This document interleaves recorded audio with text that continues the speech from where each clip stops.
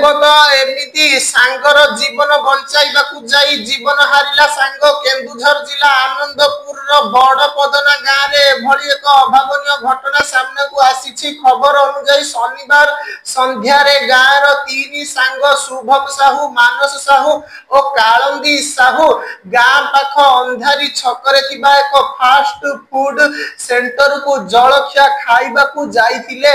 ସେମାନେ fast food centre ଛାତ ଉପରେ ବସି ଖାଉଥିବା ବେଳେ ଛାତ ଉପରେ ଯାଇଥିବା 11 କେଭି ବିଦ୍ୟୁତ ତାର ସଂସ୍ପର୍ଶରେ ପ୍ରଥମେ ଆସି ଯାଇଥିଲେ ମାନସ। ବିଦ୍ୟୁତ ଆଘାତ ପାଇ ଚିତ୍କାର କରୁଥିବା ମାନସଙ୍କୁ ବଞ୍ଚାଇବାକୁ ଉଦ୍ୟମ କରିଥିଲେ ଶୁଭମ।